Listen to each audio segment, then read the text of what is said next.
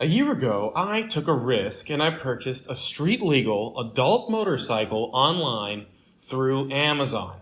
It showed up in a box at my door and I made a whole video unboxing this thing. How has it held up after a year of use?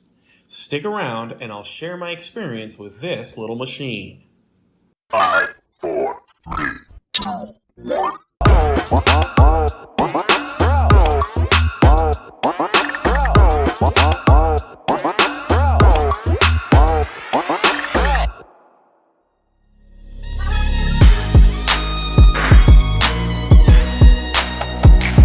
This is the Lifan KPR 200.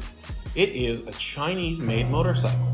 There are a few ways that you can buy this bike, but I bought mine the easy way, on Amazon. That's wrong. It cost me a grand total of about $2,600, including shipping, of course, to the Sunshine State of Florida. Setting the bike up took about an hour or so of my time. This included putting together the handlebars, the back seat, setting up the battery, and changing the oil. So, in my opinion, pretty easy to set up and get it going. I made a video going over all of this, so if you haven't seen it, be sure to check it out. Let's jump right in, shall we? Let's go ahead and start with the durability. Remember, this is Chinese made, and let's be honest, most Chinese made vehicles are not known to be very reliable. So, before buying this, I did some research to see if any owners have experienced problems with this particular model. To my surprise, I could not find any dire issues or anyone saying they hated this bike or anything of the sort. I did learn, however, that Lifan has been making decent motors for quite some time now. They have made motors for popular car manufacturers such as Volvo, Lotus, and even Honda. My first motorcycle ever was a Cleveland CycleWorks Heist 250. Lifan also makes motors for these guys. They're also known for their ability to make a decent generator. So all those generators that you see at Harbor Freight, which are known to be pretty good, are also made by Lifan Motors. So let's just say that these guys have been around for a bit when it comes to motors. Now, what really caught my eye was this video from Bikes and Beards, where they really mistreated the heck out of this bike, and it seemed to be able to take a beating really well. Now, to make this even more difficult for the bike, we will be running it non-stop day and night for the next 72 hours. We pulled this 6,500-pound van from a dead stop for a half a mile. And to give this bike a fighting chance, we decided to change out the brake-in oil with synthetic oil. But doing it while running proved to be a little more difficult than we thought. Give me the oil. You need the oil? Where's it at? Is anybody else a little confused as to why there was no low oil shutoff or light? 225. It's so hot it's already melting the plastic. Pennsylvania has some of the worst roads in the country, so we took years of hitting potholes and packed them into 2 hours of riding.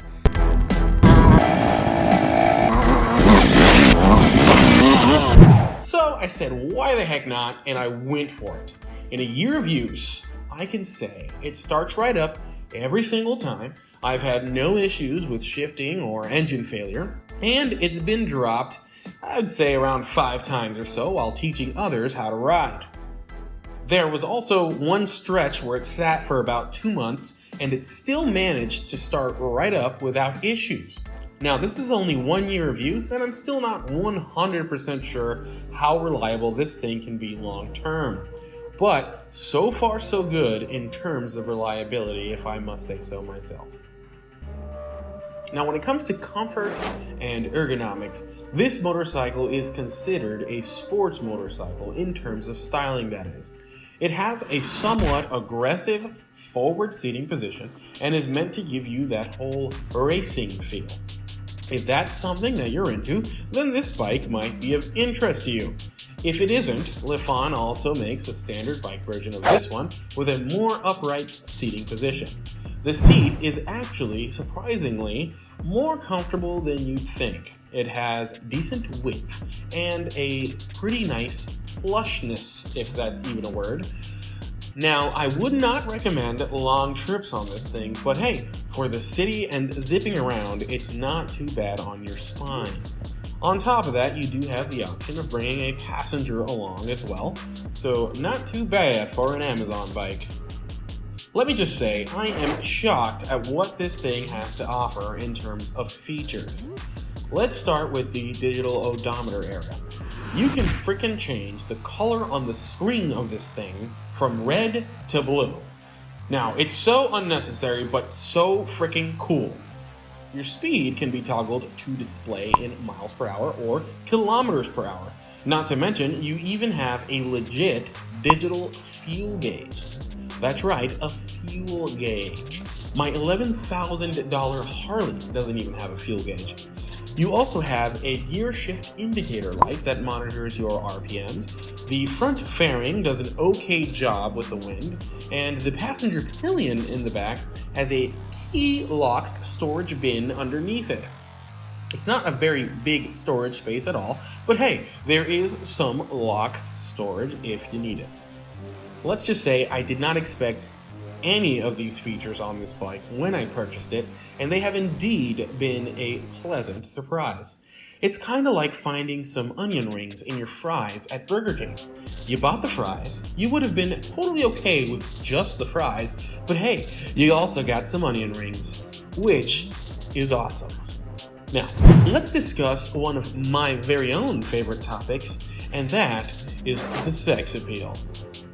This bike is not necessarily sexy, but it's not necessarily ugly either. I've had the occasional Nice bike, dude. from nearby drivers and pedestrians, but I wouldn't consider it a showstopper. The turn signals are big and bulky for my taste, and the rear area has too much caboose, if you know what I mean. Most stock bikes have this aesthetic issue, and this can be easily fixed with a rear fender eliminator kit. The grips are average looking, and so are the mirrors. I think the front end looks half decent. It's got this futuristic styled headlight that actually produces some good light for visibility at night. I actually like the way the foot pegs look, and I also really enjoy the way the rims look as well. The tires, in my opinion, are pretty subpar, and the rear tire in particular is very thin. The exhaust is clunky looking and ugly in my opinion. Needless to say, I think you can easily make this bike look badass with a few simple mods. And now for the part that most everyone cares about, and that is the performance. Let's remember, this is a 200cc motorcycle. A 200cc bike is not going to win you any races. So, if you're in the market for something really fast, then this is not the bike for you. Now, with that being said, this motorcycle is still faster than expected. At 200 cc's, I honestly expected about 60 to 65 miles per hour top speed. I was surprised that I got well over 70 miles per hour. And, to be honest, I'm confident that you can get 80 miles plus with some simple mods. And fun fact, this motorcycle is actually used in professional races and has actually won plenty of them, apparently, according to their website at least. And did I mention this bike is fuel injected? That's right, no carbs to deal with here, which is pretty awesome as most motorcycles that start in this range are usually carbureted. It starts right up every single time, and I really think this has to do with that fuel injection.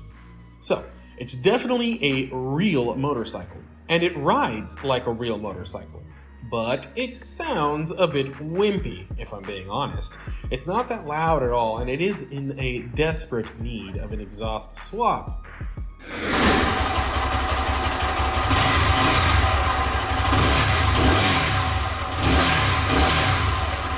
Shifting is okay. It's not the smoothest shifting ever, but I haven't really experienced any issues there either.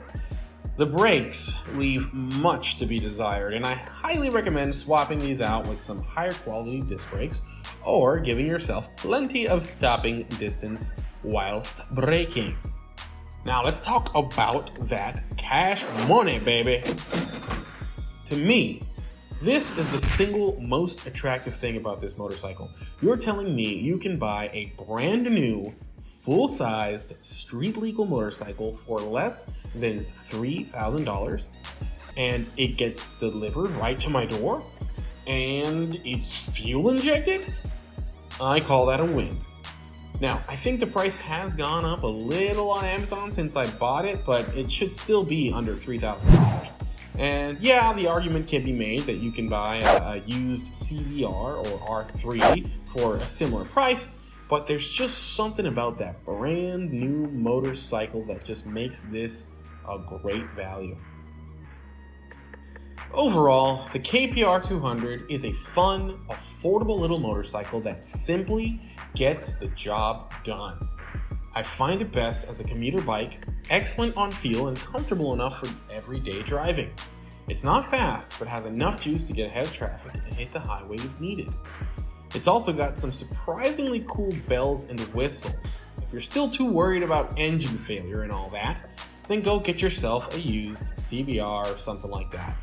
The truth is, it's still a Chinese-made motorcycle, and although Chinese motorcycles are improving every year, they are still not at the level of those big Japanese brands. But hey, if you're really into this bike, then just do it. I still think you get a lot here for the price. So, if you want to check it out, I put a link in the description that will take you right to it if you're interested. Life is short, and this bike is fun. And at the end of the day, we ride because we enjoy it. If you're new to the channel, welcome. I'd really appreciate your support by simply hitting that like and subscribe button. If you're a returning subscriber and you haven't noticed, I did change the name and branding on the channel. This is in order to get more content coming on a more consistent basis. The channel is no longer solely motorcycle focused. Yes, there will be future motorcycle content and plenty of it, so don't get your panties all in a bunch, but I will be posting about other things as well, such as cars, sports, food, and so on. So, please keep that in mind when I post my first non-motorcycle video and you get all confused and pissed off. Thank you all for watching, and as always, stay sexy, and I'll see you on the next one.